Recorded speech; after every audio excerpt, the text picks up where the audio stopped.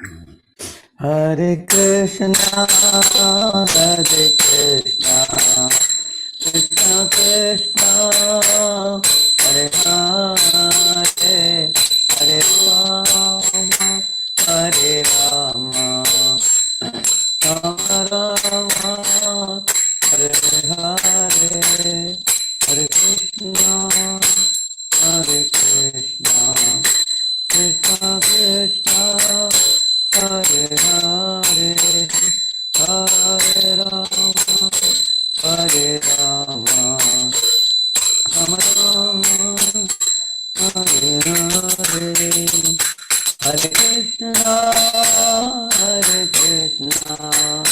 Krishna Krishna, Hare Hare, Hare Rama, Hare Rama, Rama Rama, Hare Hare, Hare Krishna, Krishna Krishna, Hare Hare, Hare Rama, Rama Rama, Hare Hare. So, you all have to hear the song clearly, right? Hare Krishna, Krishna Krishna, Hare Hare, Hare Rama, Rama, Hare Hare, Hare Krishna, Krishna Krishna, Hare Hare, Hare Rama, Hare Hare, Hare Krishna, Krishna Krishna, Hare Hare, Hare Rama, Hare Hare, Hare Krishna, Krishna Krishna, Hare Hare, Hare Rama, Hare Hare, Hare Krishna, Krishna Krishna, Hare Hare, Hare Rama, Hare Hare,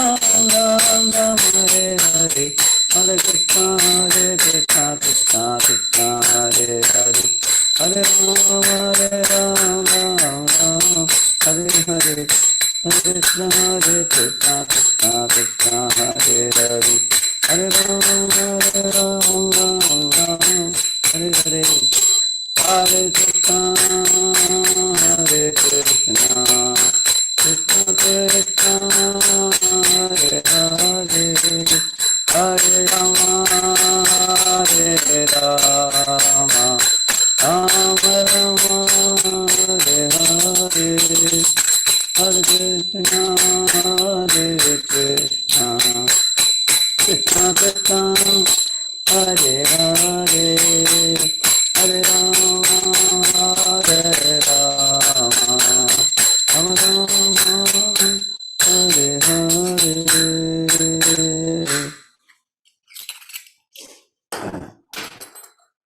So in the last class, Adayogan wasn't there. Somebody can give a quick summary to him for Adayogan, what we did in the last class. Any of you? You remember about the Sthita Prajna subject matter, about a self-realized person? How does he speak? What are his symptoms? So Adayogan recently we have been discussing on the qualities of a self-realized person, which has been, so there were 4 questions posed by Arjuna. Anybody remembers? Any of you? Sunit, do you remember any one question what Arjuna asked regarding that? Oh, sorry, I can't remember. Okay. I'll just take that particular.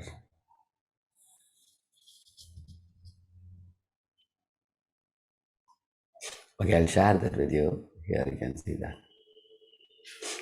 These are very important questions.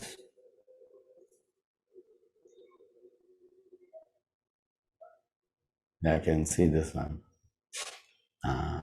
See, this is, you can read the one in the blue color. How does he reveal his position? How are his mentality and words affected by affection, equanimity, or anger of others? What is his mentality when his senses are restrained from their objects? How does he actually engage his senses? Yeah. So, and you read the questions to the left side. of those blue patches. Yeah. What are his symptoms? That's the question Arjuna asked. What are his symptoms? Yeah. Yeah. And then second question. Yeah, how does he speak? Yes. Third one. How does he sit? How does he walk? How does he? Yeah. So these are the four questions he asked. What are the symptoms of self-realized person? How does he speak? How does he sit? How does he walk? And the meaning of that is given in the dark blue, in the brackets. What are the symptoms means? How does he reveal his position?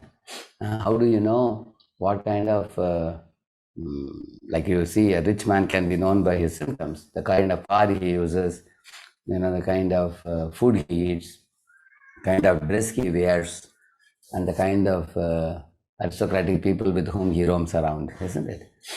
Similarly, a sickly person is seen by his, coughing or by his fever and all that. Similarly, a self-realized person, how does he reveal his position? That's the first question. And the second question, how does he speak? That means how his mentality and speech are affected by somebody showing affection to him, and somebody is neutral to him, or somebody is angry towards him. How does he deal with such situations in different people's behavior? Because if somebody is angry with us, we also become angry. Somebody is affectionate to us, we also show affection, isn't it? How does this person behave? That is, how does he speak? And how does he sit? Means situated. When he restrains his senses, does it pose a great difficulty for him? He has to grit his teeth and control his tongue and control his genitals, control his sense of his body. Does he have to restrain himself like that? Or is he very easily able to control his senses with least difficulty? That is the meaning of how he is situated in this world. How does he sit? And fourth one, how does he walk? Or how does he actually engage his senses? Which means, what does he do with the senses? Does he keep them idle? Or does he engage his senses like the eyes, nose, tongue, and ears and skin? Does he engage his senses in this world? How does he engage? Because we have seen that anybody who engages his senses get entangled in this world. How does he keep himself aloof by engaging his senses? These are four questions. So are these four questions clear to everybody? These four questions are being answered to Krishna. Now the answer is given in the same slide, which I showed. I will again show you that. For example, what are his symptoms? Please read below, the yellow one. The self-realized soul has renounced all tinges of sense gratification by finding pleasure in his self. Yeah, in his self means in the Atma. He finds pleasure only in the activities of the soul, not in the activities of bodily gratification or mental speculation. He doesn't derive any delight in that. For example, bodily gratification means in eating, sleeping, mating, defending. That is bodily gratification. He doesn't derive pleasure in that.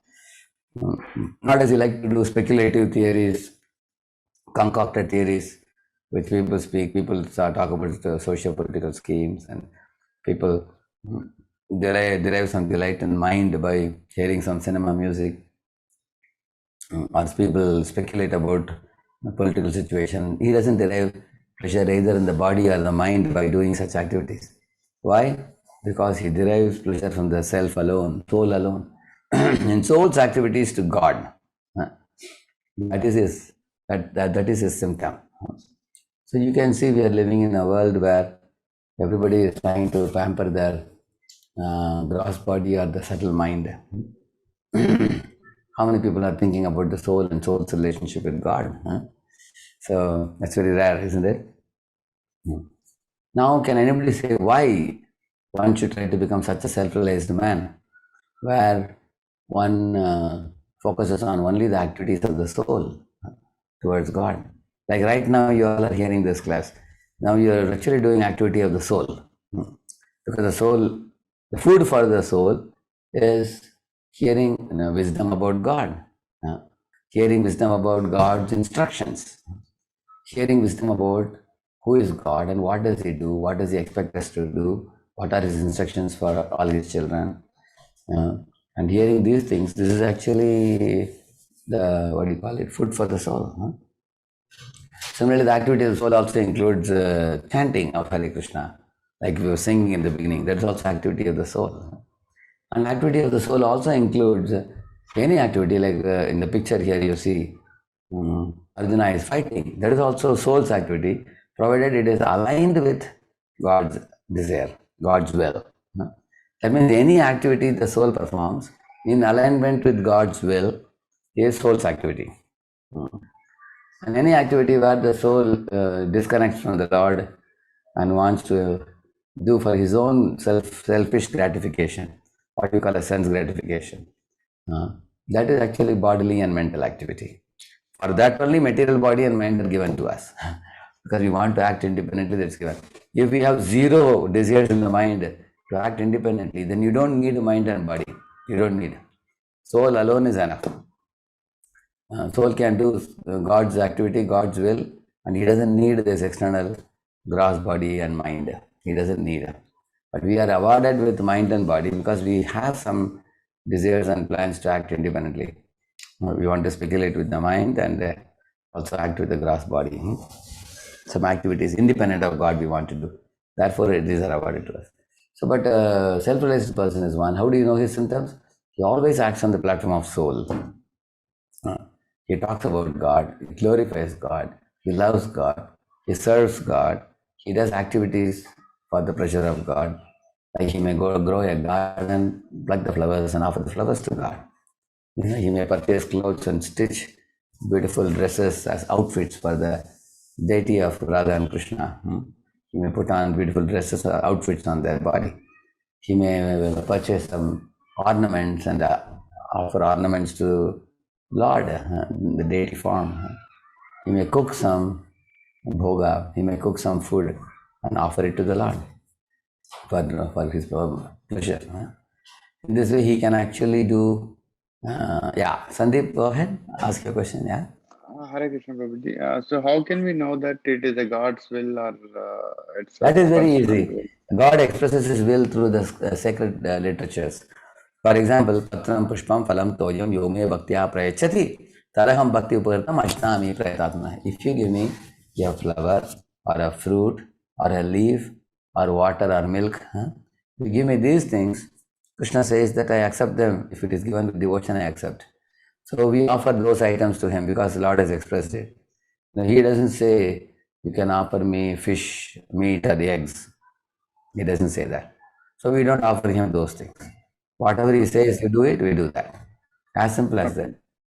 In the scripture, clearly he says what we should do. So he says, Yajnanam Japa Yajñosmi.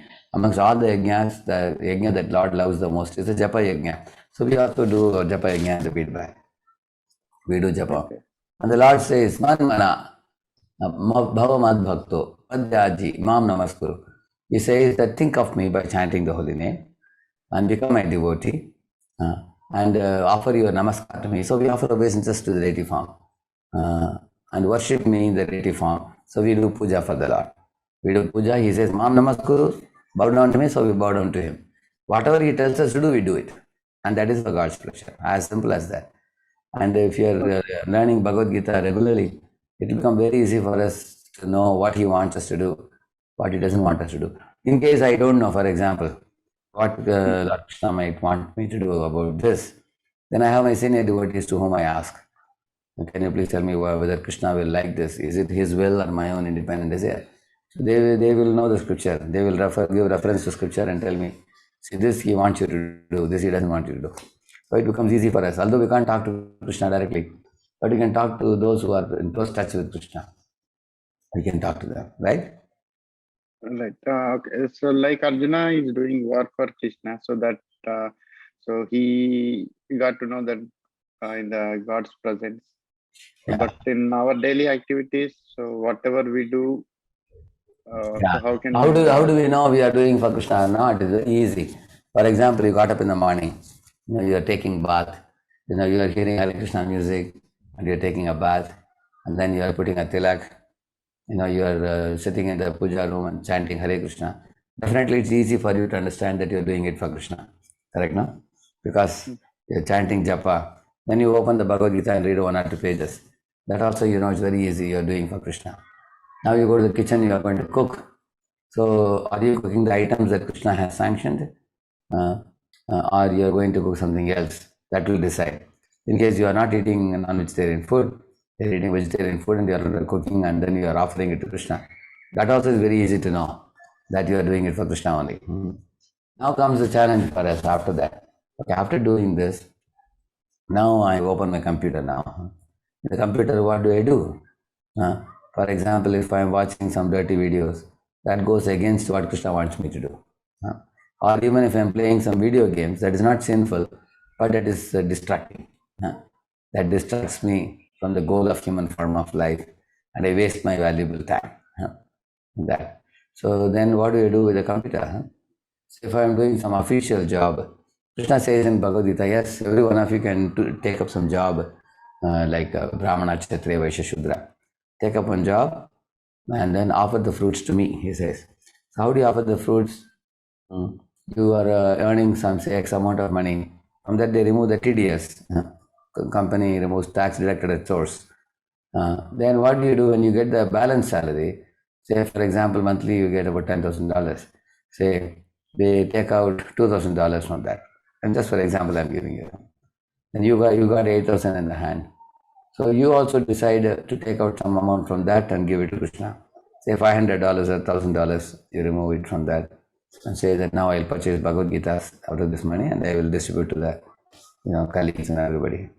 Or I will cook some bhoga, I'll distribute the prasadam to the people in the street.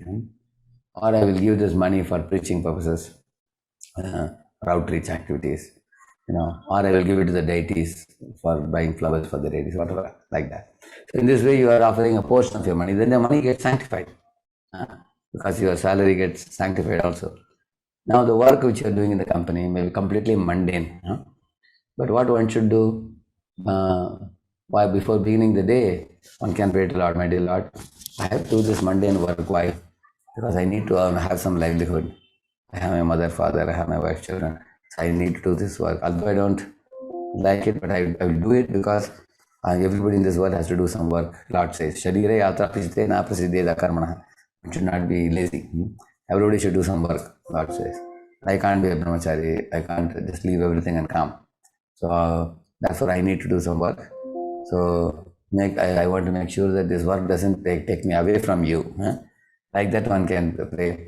And then you go to company. So after you work, lunchtime you meet some people. You can tell them that I go to these classes. I like this ISKCON classes very much. But I am reading Prabhupada. Would you like to have a copy of the book? Like that you can preach to some of the colleagues, friends in the company during the lunchtime. That means even in the company you are Krishna conscious. And in case you topped in some project and they congratulated you, can say, sir, it's all because of Krishna. I read Bhagavad Gita regularly, I chant Hare Krishna. You give the credit to the Lord when you are glorified by somebody. You say, Lord, my dear sir, I didn't create my own brain. God gave me the brain. God gave me the senses. Whatever I am doing, it's all God's mercy. And others also will think, oh, this boy is so good. He's so honest. Then they may also want to come for the programs and join. So in this way, by your humility and freedom from false pride, and by you distributing the books and inviting people to the programs, and also you can share something during the lunch with your friends, what you heard in the classes and everything. And then again, afternoon you do your profession, whatever is to be done. And do the profession very effectively, expertly, and earn a good name in the company. And then evening you push off, come back, and then evening you may go for book distribution or you may preach in this way. And sometimes you have to do the things in your own room. Say you may have to wash clothes, you may have to clean. So even while washing clothes, even while sweeping the room, one may want to hear some kirtans, or one may want to hear some lecture, or one may be discussing with other friends. So in this way, you will find that our day can be Krishnaized. Now for brahmacharis, life is very easy. They may just, like right now in the morning, I had 2-3 programs today after I came here. Now I have 2 more programs now I'll be doing. So brahmacharis have no other business. Round the clock, this is their life. But if somebody can make it like that, one doesn't feel a need for marriage, then one fully can devote. Similarly, there are grihasthas also, couples, husband, wives, who want to fully devote their time, energy, everything in Lord's service. They become missionaries. My wife lives with Brahmacharini ashram.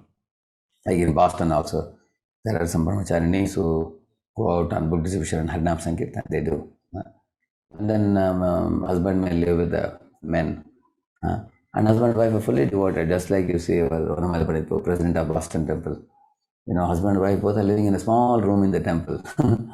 And they are fully devoted. He is worshipping the deity in the morning, and then he goes for IT company job in the daytime.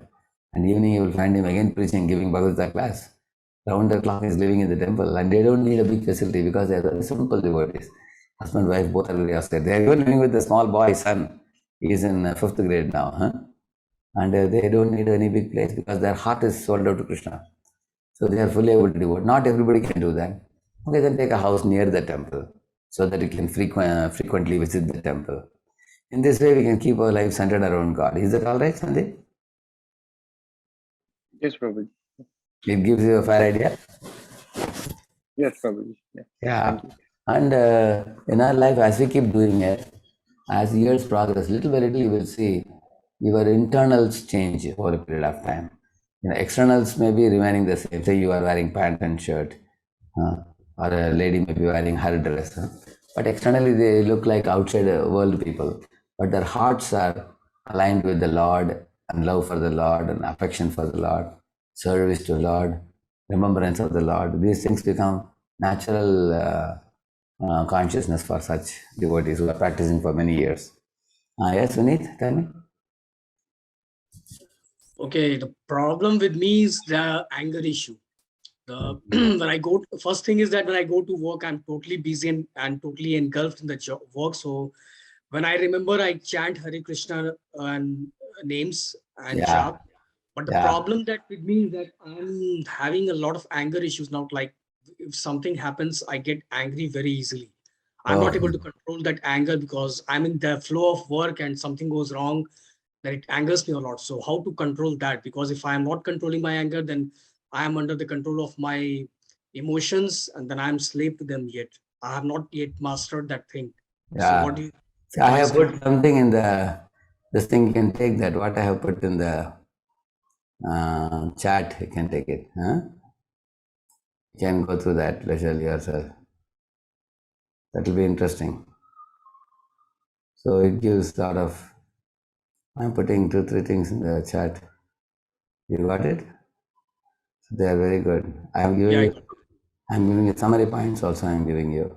So summary points are also available. You can go through all these things. So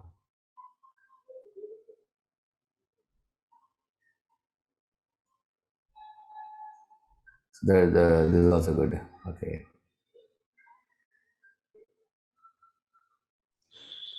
So how long will it take to control the anger? Because it has been a long time. We have lived with this emotion. So how do you, what time will it take? I'm trying my best to control it. Yeah. See, one difference between you and the other common people of the world. You see, you are already a patient who is taking medicine. But other people are patient but not taking medicine. You understand now? Like you are chanting the holy name now. That's a medicine. But they are not taking the medicine. Those who are taking medicine will get better. And another thing I'll tell you, the anger happens due to 5 reasons. I'll tell you, so simple.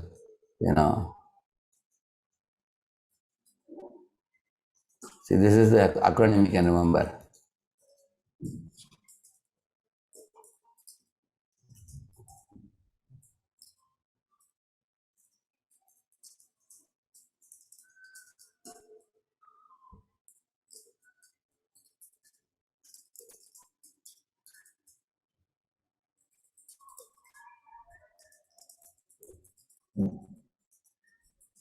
See, these are the reasons why we become angry. See, read that. The chat I have put.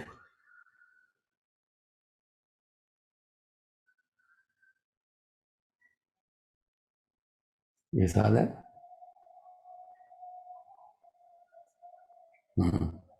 You could insulted, frustrated, control lost on someone, expectations unmet, opinion of mind discarded. Yeah. You tell me amongst these, which one makes you angry?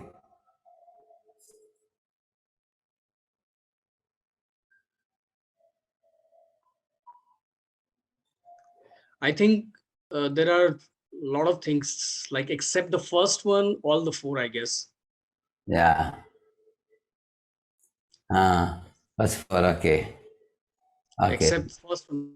Except first one, all the four. Yeah, correct. Yeah.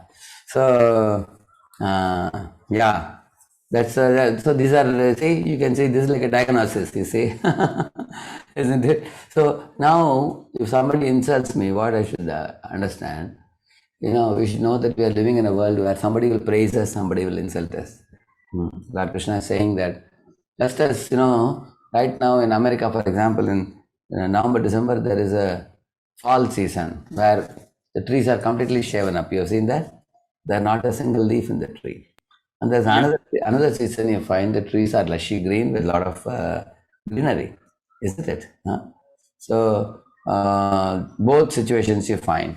In the same manner, in our life also, sometimes we will flourish in success, sometimes we will face failures in life. Huh? Sometimes somebody will praise us, glorify us like anything. Other times somebody will insult us.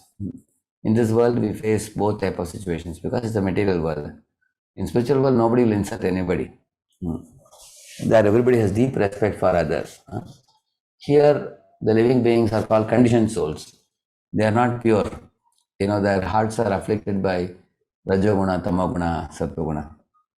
Rajoguna means mode of passion, mode of ignorance. They are all like diseases. Say, for example, if a drunkard is shouting at you, for example, let me ask Sunit. So, Sunit, if a drunkard is blah, blah, blah, blah, he is yelling at you, will you take him seriously? No, I won't take it seriously. Because the drunkard, similarly, people are drunken in Rajoguna, Tamoguna. Or people have four defects. You know four defects? Imperfect senses, to be illusioned, to commit mistakes, and cheating propensity. All living beings have this. So, yeah, you can think about it. How when in this world, living beings are afflicted by some kind of like, just like you are saying you are angry, there are others also angry. Correct, no? There are people, they are also angry. So if we may be angry on them, they may be angry on us. Then what is the solution? You are a wise person, learned person. So you can actually you actually know God. You know that you are a child of God. You are a divine personality. So we can modify our behavior and design our behavior, which they cannot do because they have no knowledge. I'll ask a simple question. Say, I am going in my bike. On the opposite side, a truck is coming. But the truck driver is a drunken man. Like that he is driving and coming. So, as a bike rider, I am driving on the left side. In India, we are supposed to drive on the left side. There, he is driving on his left also. But it appears to me that he is going to attack me. He is going to hit my bike. So, what I would do, I would just move my bike to the extreme left and stand aside till the truck goes away. Because it's a drunken driver. So should I adjust, or I expect that that driver who is driving on the wrong side, I expect him to adjust. What do you think, Sunit? I should adjust. We should adjust. Yeah, we adjust because he's a drunken fellow, you see. And the same principle applies to anger also. Somebody insults me, many things we can think. One of the things is, maybe I insulted somebody in the past, which is coming back to me. The law of nature is such that for every action there is an equal and opposite reaction. I must have hurt somebody by my harsh speech. Now that is coming back on me. I throw a ball on the wall. The ball comes back to my hands. So that is one thing we can think.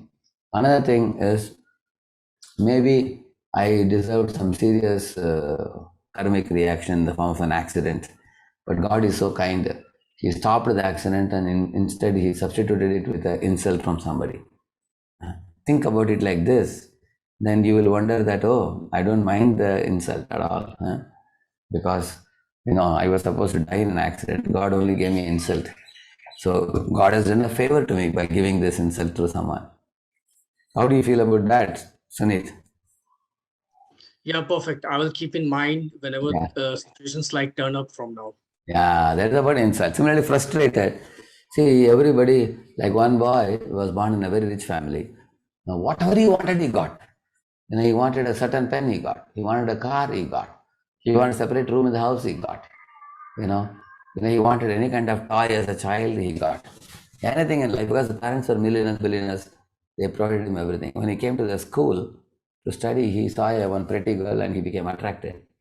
He told the girl that, no, I love you very much, so you should marry me. The girl said, no, sorry, I have given my commitment to another boy. He got very angry. Who is that boy? He asked. She said, you don't know him, he is the one. He is intelligent, he is also handsome, and my mindset matches very well with his. So I'm thinking of marrying him. She said. This boy immediately took a gun, shot that boy. She said, what have you done? She asked. He said, you see, in my life, I always got what I wanted.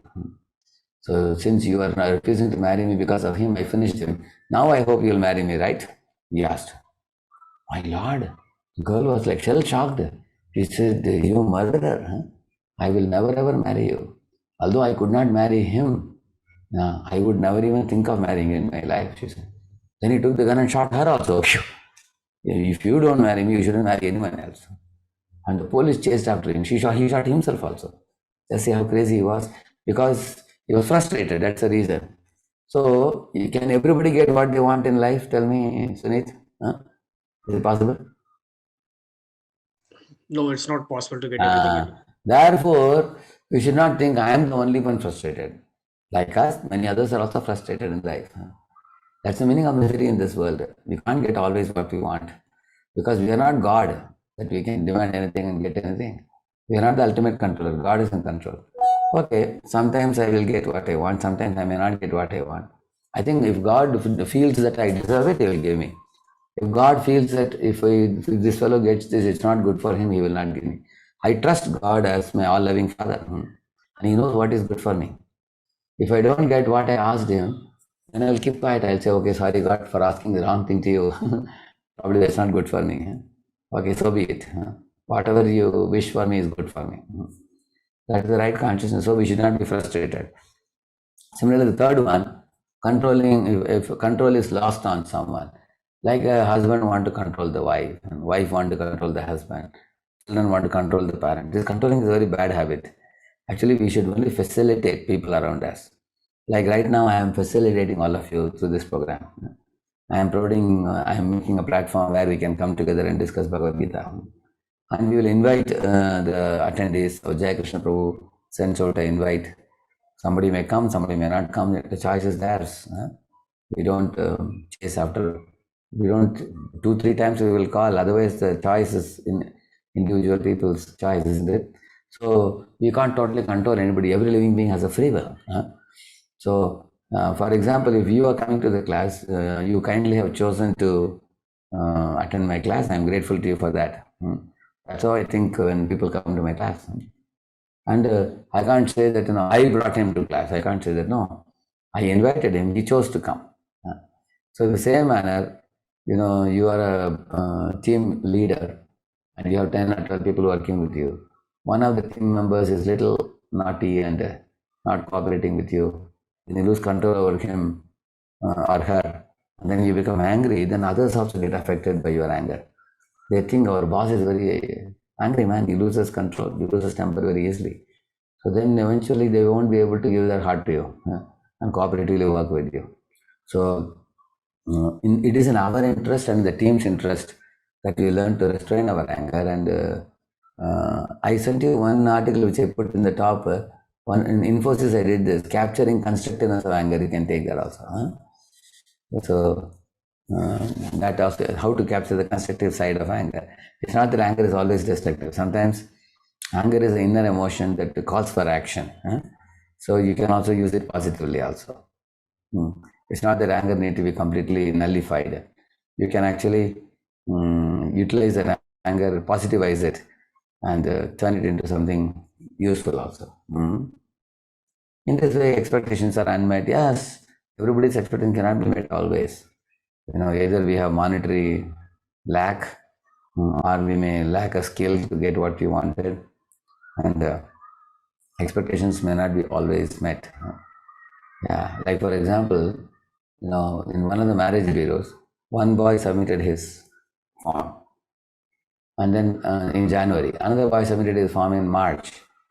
So the girl's family, in India, they chose the March application of the boy. For the same girl, two people had put petition.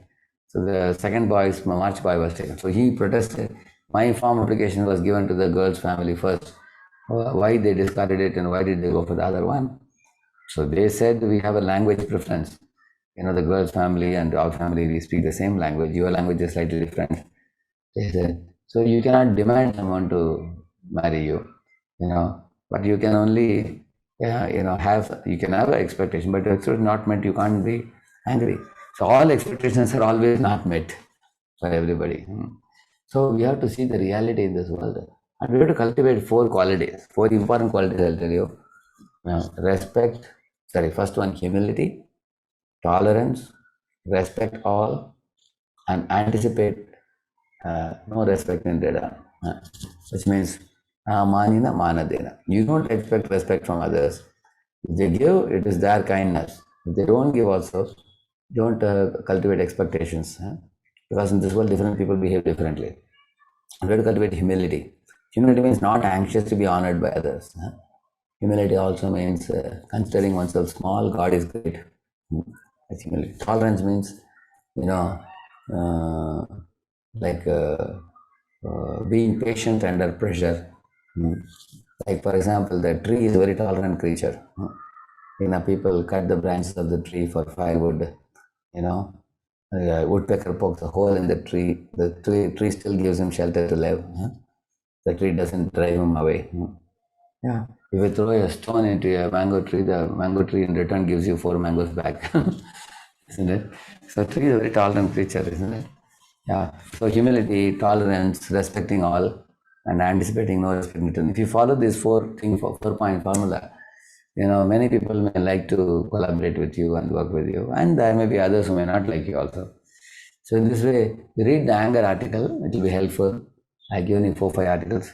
You can download and keep them with you. Leisurely go through that, and then you can consider these points. One other devotee has written also that one of the 5 bad qualities Lord Krishna says in 16th chapter is arrogance. He says that it's extremely hard to control one's arrogance. So please explain about controlling arrogance and how one can convert that to devotion. So you see, arrogance and harsh of speech, these qualities come due to false pride. We think too high of ourselves, and we may be very boastful about oneself. Nobody likes such people who brag about themselves. Is my voice cutting now, or is it all right? No, Prabhu, it's clear. Okay. So, you see, this arrogance actually arises from false pride. We think too high of ourselves. We have too high estimation of what we are. So what to do? Actually, we have to see people greater than us, people superior to us, and we have to associate with them. Probably we are associating with people who are inferior to us, and we are imagining I am very great.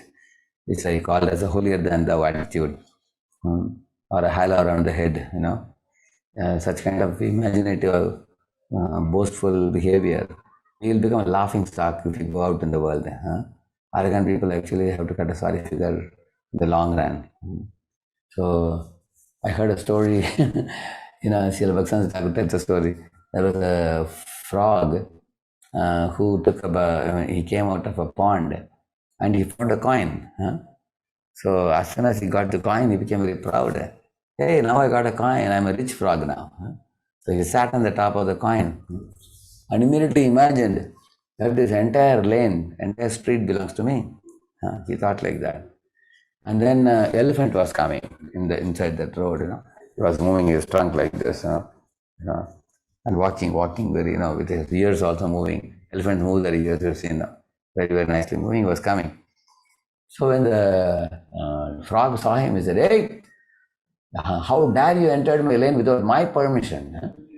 You should come and bow down to me and take my permission before you walk in this lane. Like that he said. And the elephant saw that somebody is making sound arrogantly. He's a tiny creature, he's yelling so much. So that the elephant turned around. and then from his back he passed stool. A big quantity of stool came and fell on the top of the frog. You can imagine what would have happened to the frog, and the frog got submerged in that. She got abhishekam of dung of elephant. Yeah, and the elephant very coolly proceeded ahead. He couldn't do anything. So, what we learn from this story is arrogance only brings back more trouble for us. Arrogant person also, their arrogance, the pride also causes one problem, but then more than that, some people will retaliate back also. They are very boastful. Harshness of speech, arrogance, these are no good. You have to know their bad qualities. Dambo, Darpo, Abhimanascha, Krodha, Parushyameva, Ajnanam, Javijatasya, Partha Sampadam, Asurim. He's saying that all these are bad qualities. False pride, conceit, and boastful nature, arrogance, harsh speech, anger, all these things. One has to rise above these things, surely. Also, here one devotee is asking, as a student, there are many distractions and disturbances everywhere, which can hinder both my spiritual practice and academic studies. Although I know some things are just a waste of time and that I should not do them, sometimes I still do that action, such as going to social media or watching other videos. How can I limit these activities and focus on my duties? So, actually, this is not only your trouble, but this is also trouble of many people in the modern times. People who have to deal with media, they have this challenge. But it is very easy to overcome this challenge, provided you develop two things. One is you have a very strong spiritual cultivation program of chanting Hare Krishna in the early morning hours, Brahma was the time, attentive chanting with a full focus, and with a prayerful attitude, and you are also reading Gita Bhagavatam and attending some class of some mentor regularly, and you are taking ongoing guidance from them and reporting your sadhana to them. If you are very nicely mentored and guided by a mentor, and you are also chanting in the early morning hours, then you become fixed up in spiritual life. A fixed up devotee, can very easily gain control over the allurements and temptations. They will become a cakewalk eventually over a period of time. And otherwise, if we once in a blue moon join some class, once in a blue moon visit a temple, then our mind is like a boat, in the ocean, which is not anchored. Yeah, unanchored boat is going to just be swept away by the wind. So then we can get easily distracted. So all of us have to ask, who is the person I'm reporting to, and how am I getting ongoing guidance? How is my reading, hearing, chanting, and my devotee association and all these things. So these social media and watching other videos, YouTube videos, we will only be doing if you have ample of time. If you have extra time, then idle man's mind is a devil's workshop, it is said. Then it becomes a devil's workshop. We keep like for example, I have 5 or 6 programs a day. So now I have to go from one program to another. So what I do, after I finish one program, immediately I'll go back to Shastra to study, to pick up some points and make some notes and contemplate about it. Then I'll go to the second program. So if we keep ourselves super busy in our duties of examination or study, and then other times in devotional activities, then I can tell you, a mind which is packed with activities has no business of getting diverted, distracted. We should not give any free time. So one is keeping mind super busily engaged. That's one thing I said. Another thing, getting a mentor to guide me, whom I love very much, and who also knows me very well and can guide me, and he will watch me very closely. And then for the pleasure of the mentor, for the pleasure of spiritual master, we strictly adhere to the principle of not getting deviated. So we all are ultimately working for somebody's pleasure. So if I have a strong upward connection with Lord and the devotees whom I deeply respect, because those devotees may not want me to indulge like this, so I will not indulge. I am supposed to be loyal to them, chaste to their instructions. So that's how you can conquer this lawyer nature. Yeah. So yes. Prabhu, Yes. so I want to ask one question.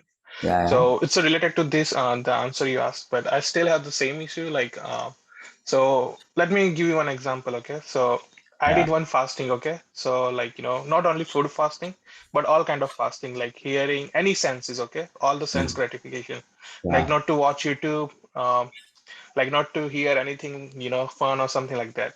So yes, it's like I feel like it's like a vacuum created in my inside of me. So my soul, either my mind, wants to get that some sense pleasure or some kind of a sense pleasure. yeah, So I don't know, and I always run behind that thing, the sense gratification. I yeah. did Hare Krishna chant, but it's still, I want to eat good food. I still want to, watch YouTube. It's still hard. It's still tough to Actually, control that thing. actually, It's wow, like wow. something I want. I I agree can't with say you. it. This was precisely Yeah. the topic today. Which I was about to start today, which I haven't started today. And the topic precisely was, we need a higher taste to give up the lower taste. Uh, the higher taste is spiritual taste, and the lower taste is mundane taste. Now, I saw one newspaper article where they had written that two Buddhist monks were sitting on a treetop in a branch and watching cricket. So the cricket people, they went behind and then they clicked a photo and they said, cricket is such a wonderful game that even two monks want to watch. Like that they put. Then I told the people, see, these monks have too much free time. And I won't be watching cricket because I don't have time. We are super busy in Krishna service. One moment we will not watch such useless games. Because our time is for God, our time is for Krishna.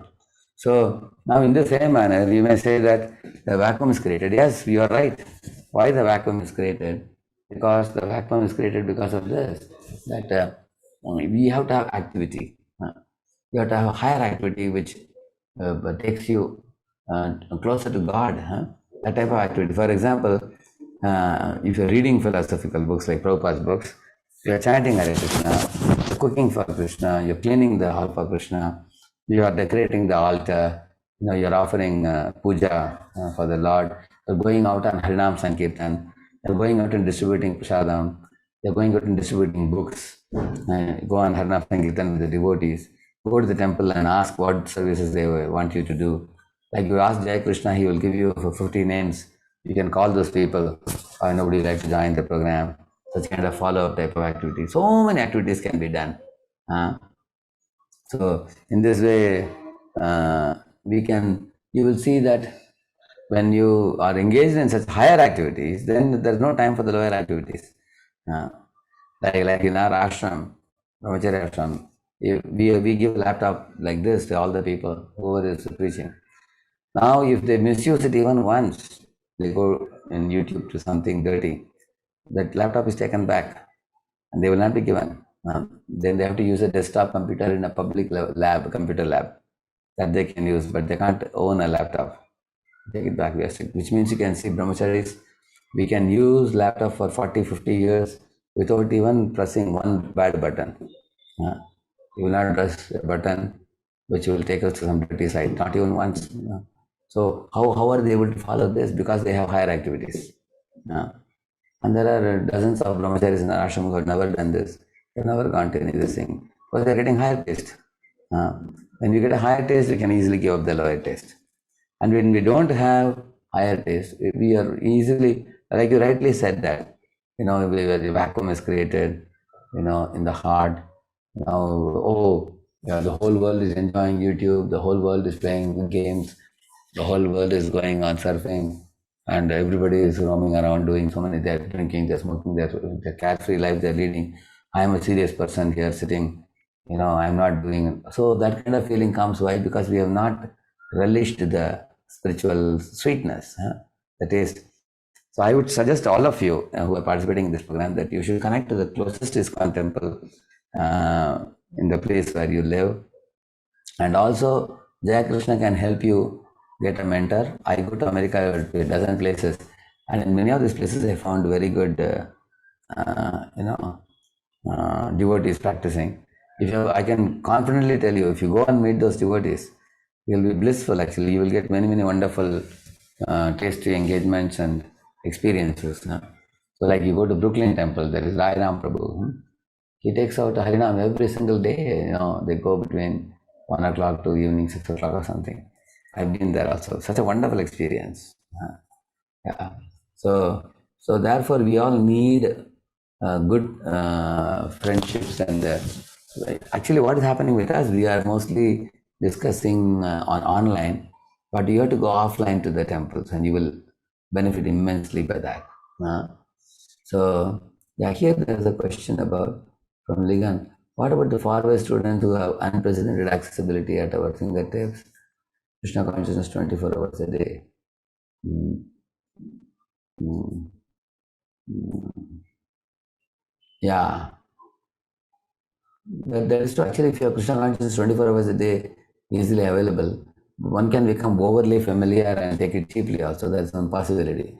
But at the same time, sincere students will not take spiritual things cheaply.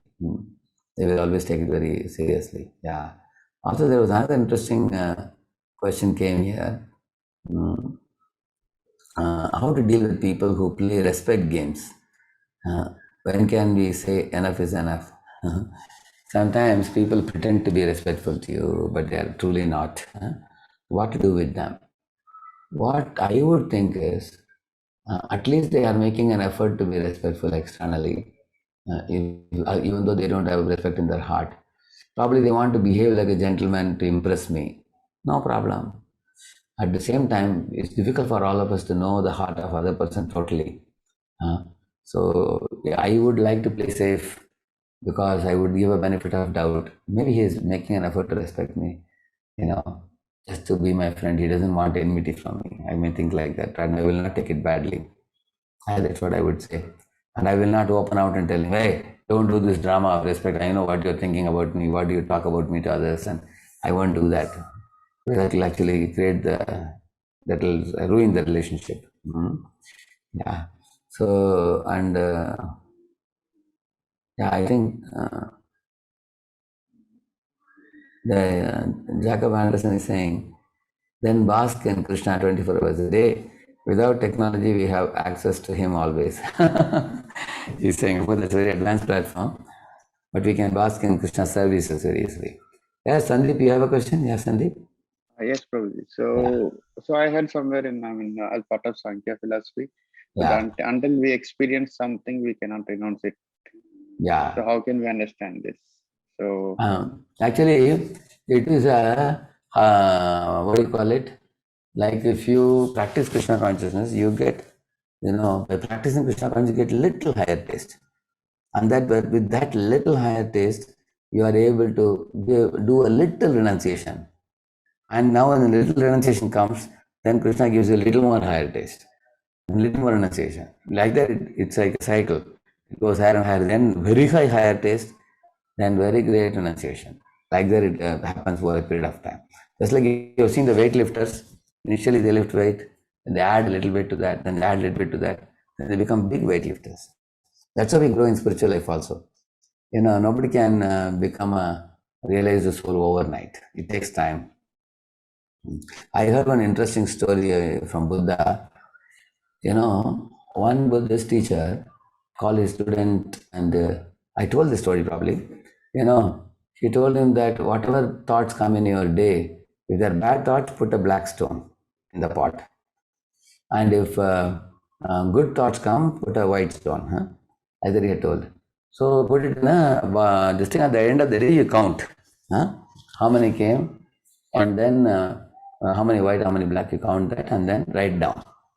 So this boy did, in the first 3 months, he got 90% black stones and 10% white stones. And later on, 6 months later, then 1 year later, 2 years later, he saw that number of the pebbles, the white pebbles started increasing in number. After about 5 years or so, he had 80% white pebbles and 20% black pebbles. So he came to Guruji and asked, how did this happen? How is this changing? That means my thoughts are becoming more and more purer and refined. So Guru said that just like if you have an ink bottle, if you put water, everything becomes bluish.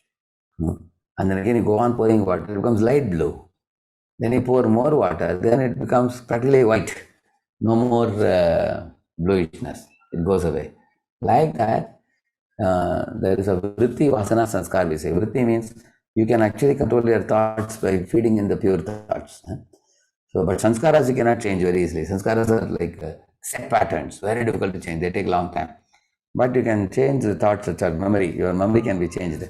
You feed good memory inside Gigo principle. Good in, good out, garbage in, garbage out, we say now. So begin, like you all are hearing these classes, you're getting many pure universal principles you are learning. So you're feeding the right thing. So then you read Bhagavad Gita as it is. Chant Hare Krishna. These are all pure thoughts. Huh? Keep feeding yourself pure things. And then the result of that will be eventually the set pattern also will be changed over a period of time. Sanskara will change. Is that clear, Sandeep? Yes, Prabhuji. Yeah.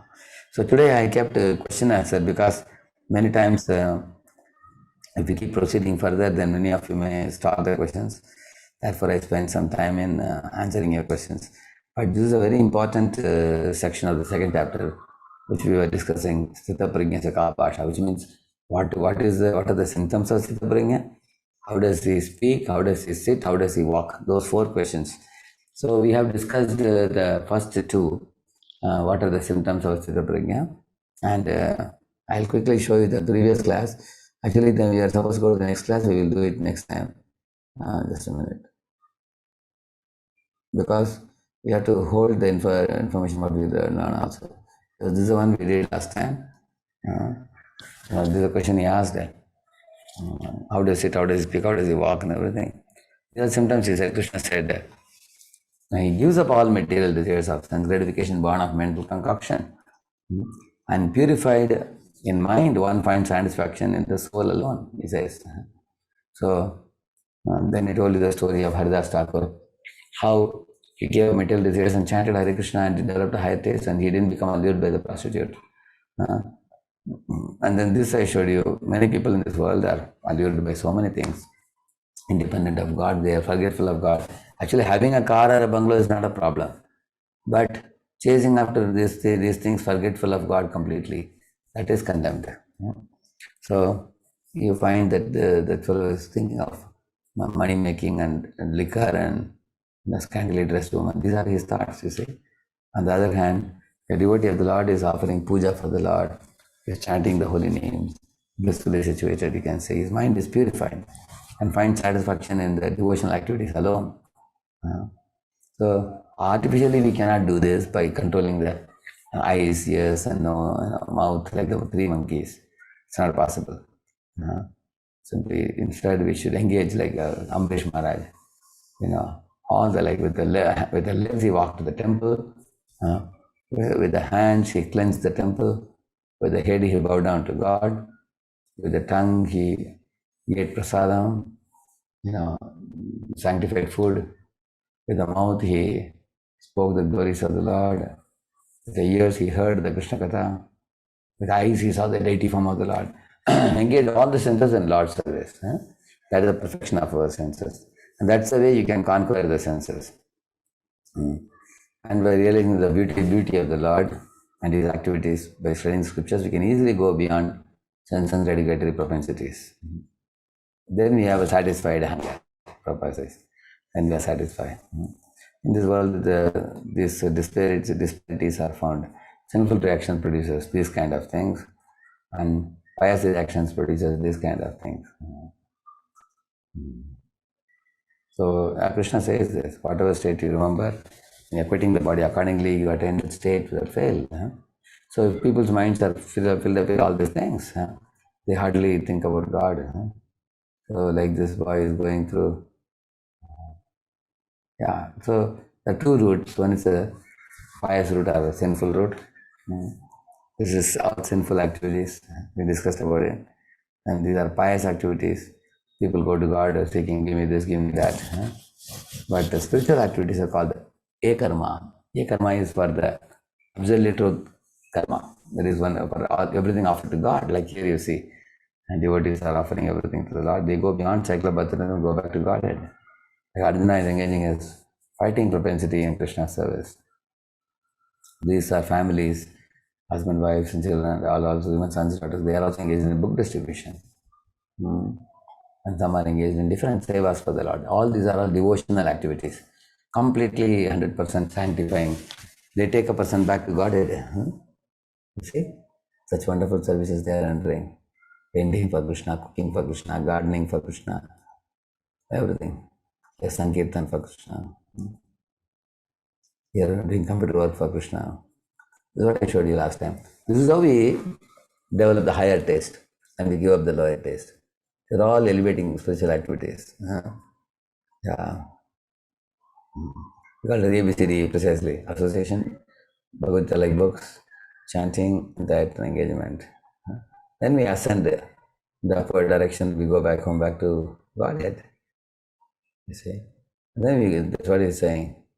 After attaining me, the great souls of yogis in devotion, never return to this temporary world, Arjuna. This temporary world is full of miseries, but they attain the highest perfection. And I told you this quota of all the things sanctioned, sanctified, and regulated. Last time I told you these things. I showed you many, many examples for this. So I spoke about the Lord's nature also, how he liberates us and takes us back to Godhead. There's a compassionate glance upon his devotees. I showed you how Lord takes personal interest in the devotee. He personally comes. Yeah, he saved Gajendra. And then this question I answer. Those are all symptoms of a self-realized person. And this is how does he speak? Yeah. So here also it is said that Dukeshu Anudignamana Sukeshu Vigataspara. He is not disturbed in mind even amidst threefold miseries. He is not elated when there is happiness. And is free from attachment, fear, and anger. So therefore today we discuss about anger management. Many questions were asked. So a steady person actually is not disturbed in the mind. That's one symptom. That's how he, how does he speak? That's how he behaves. He's just a man with a steady mind. He knows everything is Krishna, created by Krishna, complete Krishna is everything. So he is completely in a satisfied position. Yet he is daring and active, fixed in service of the Lord. He is not attached or averse to anything.